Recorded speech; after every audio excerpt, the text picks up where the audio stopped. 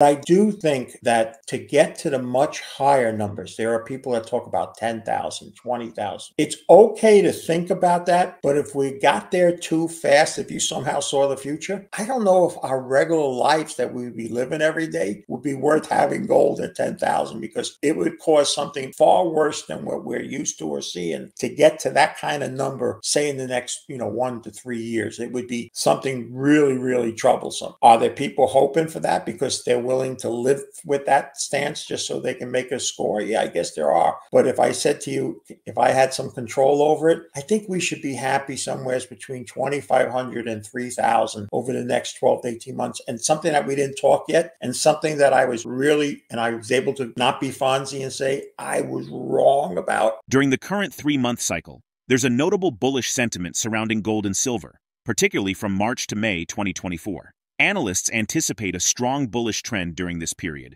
with gold potentially surging to $2,500 by May, although it may exceed this level without consistent performance on a 5 to 8 day closing basis. PeterGrandich, the founder and CEO of PeterGrandich Company, is widely recognized as a seasoned financial commentator with extensive experience in the industry. From a technical point of view, PeterGrandich advises caution regarding excessively rapid increases in gold prices to avoid potential societal disruptions. In his analysis, Grandich boldly predicts that gold would outperform stocks and bonds for at least 3 years, a forecast that materialized. He emphasizes the underreported success of gold while highlighting its consistent outperformance against traditional financial assets. Stocks have generally performed better than gold over the years, but there can be exceptions. Looking back 20 years, for example, gold has outperformed the S&P 500. Gold is up 12% so far in 2024, outpacing the S&P 500's 10% gain. For 2024, gold is on pace to surge past the S&P 500 by the widest margin in a calendar year since 2022. That would represent a wider margin of outperformance than in 2022. The last year, gold outpaced stocks. Regarding the challenges faced by gold investors, Grandich states the disappointments experienced with mining shares and junior resource stocks despite the rising metal prices. Concurrently, he emphasizes the need to understand the underlying reasons for gold's recent surge, pointing to shifts in market dynamics. Although the price of gold has reached new record highs in 2024, gold miners are still far from their 2011 peaks. Gold bullion, physical gold GC00, minus 0.21%, has outperformed gold mining company shares over the past 3 years by one of the largest margins in decades. Despite mainstream Wall Street's reluctance to discuss gold, Grandich believes that recent purchases of physical gold signify a strategic departure from dollar-denominated assets and foreshadow a potential need for gold backing in the future. Now, we present the clips of PeterGrandich's insights from his recent interview with Soar Financially. Before we continue to delve into this discussion, please subscribe to our channel and activate the bell icon for timely updates. Someone or some group bought a lot of physical gold for something more than a trade or speculation. I got to believe it's a combination of wanting to get out of things that are dollar denominated, and also that there's going to be eventually a need for gold to back something, because new fiat currencies, no matter who's in charge at that point in time, are not going to be accepted after all this plays out. And that's why, despite money flowing out of ETFs and all that, gold is rising, because some group or people or group of people have been willing to pay, and pay hard, to get large sums of physical gold. And that's the underlining story to the gold market that you're not going to hear in the mainstream Wall Street, because you and I both know mainstream Wall Street will always treat gold like kryptonite. They don't want to talk about it because it goes against what they make their living off of: financial assets, stocks, and bonds. The bottom line, I think, if you think about it, I got involved with gold when it was back at 12.50. I got involved not because I thought the world was coming to come to an end and I'm going to need a gold bar to get a loaf of bread. I got involved because of capital appreciation.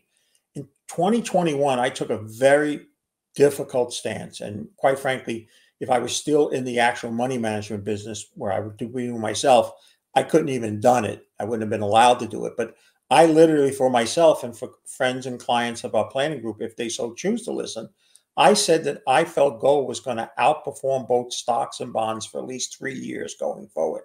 And it did.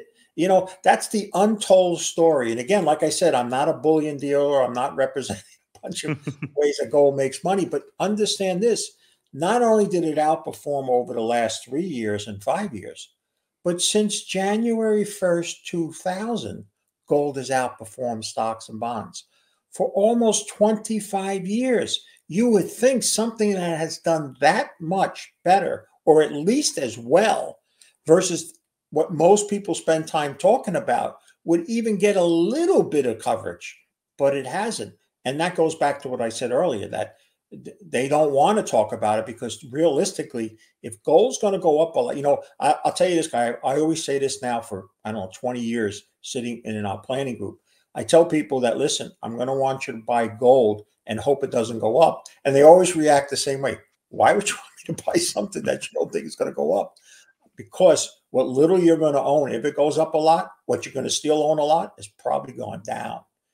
And that really has proven the case. It doesn't get the applause that it should get, given what it's done under what it's had to do. And part of that reason, and let's go to where proving that I am only human and put my pant legs one leg at a time, is because many of us who believed in gold, like me, also bought mining shares and went even down further the food chain to junior resource stocks.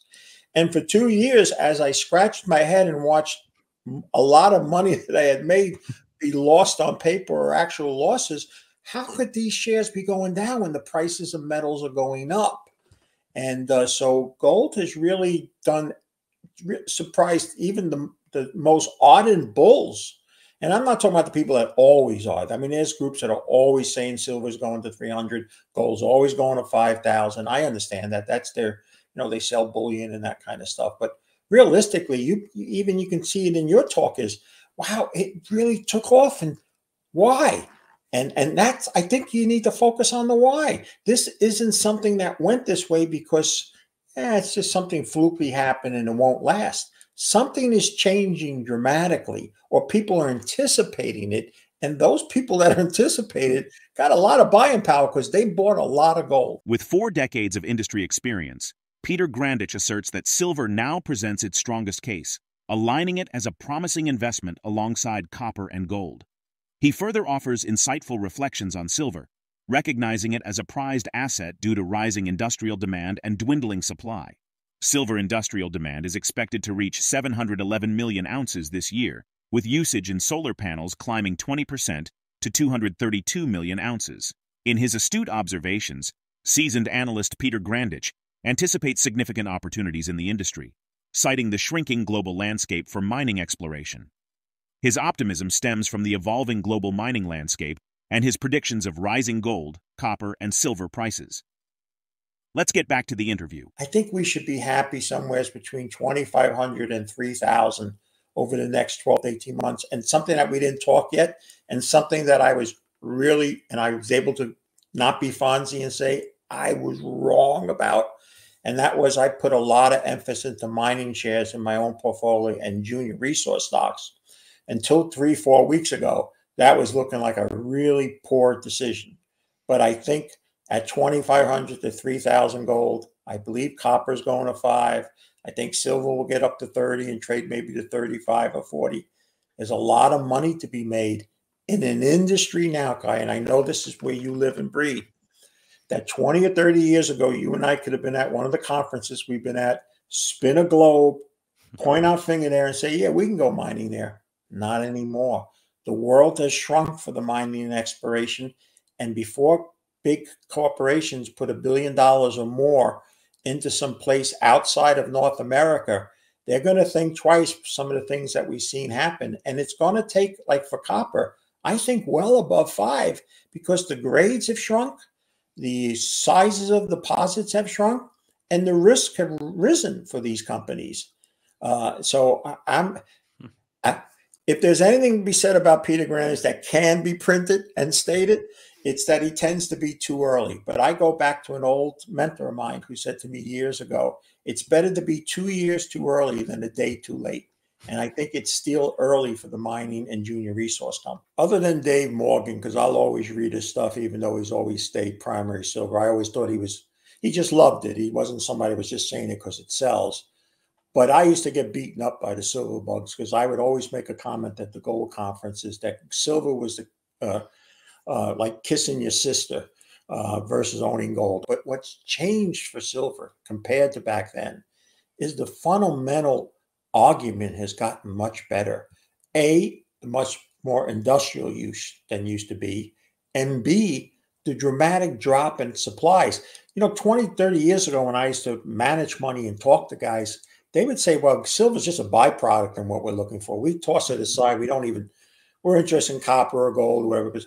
But the usage of silver and the availability of silver, and let's also understand this, if I'm right about this, I think people are going to think twice to go to certain places for it. Mexico used to be a place, if you said silver mining exploration, when I was managing money, that was it. You said silver and Mexico. Those were two words that come together. I don't know if a lot of people are going to want to run down there as much as they might have been also. I think silver has a better argument, or let's put it this way, the best argument it's had since I've been involved in 40 years. So I feel that we should treat all three compatible: copper, gold, and silver. I don't think one is dramatically better than another now based on their current prices and the outlook for fundamentals for them. The global price of gold could potentially reach $3,000 per ounce as additional funds pour into exchange-traded funds backed by the precious metal, according to analysts at Citi, as quoted by CNBC TV 18. How do you plan to navigate the current bullish trend in gold and silver prices, considering both the opportunities and challenges of the market dynamics? Drop your thoughts in the comment section below. If you find this video informative, don't forget to support our channel and turn on notifications to stay informed about our latest videos.